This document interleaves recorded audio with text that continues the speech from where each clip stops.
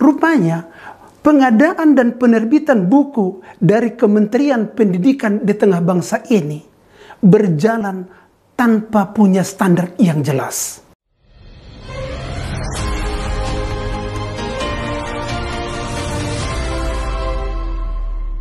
Sahabatku, para agen perubahan yang saya cintai, beberapa hari belakangan ini kita dihebohkan dengan adanya berita tentang gelombang protes yang besar dari umat Katolik dan umat Kristen kepada pemerintah.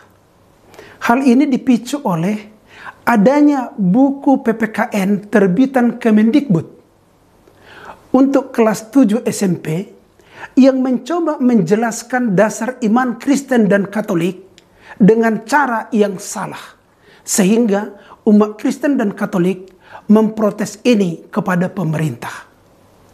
Saudaraku, melihat kasus ini, rupanya pengadaan dan penerbitan buku dari Kementerian Pendidikan di tengah bangsa ini berjalan tanpa punya standar yang jelas, tidak punya SOP yang jelas. Kenapa? Karena buku ini adalah pelajaran tentang PPKN.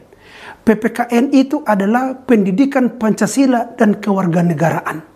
Kenapa di dalam buku PPKN justru yang dibahas tentang iman agama-agama?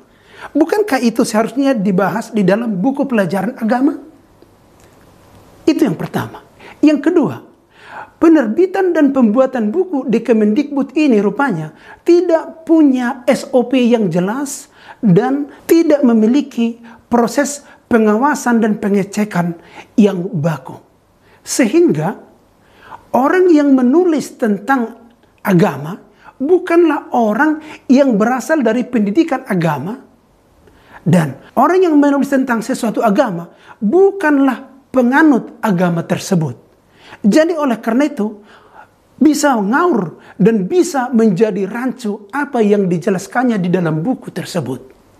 Jadi oleh karena itu kepada pemerintah, tolong buat prosedur dan SOP yang baku untuk memastikan buku-buku yang diterbitkan oleh pemerintah itu adalah benar dan fakta. Yang kedua, kepada penulis buku ini yang namanya Jain Uhrowi dan Ruslinawati, Anda juga harus bijaksana.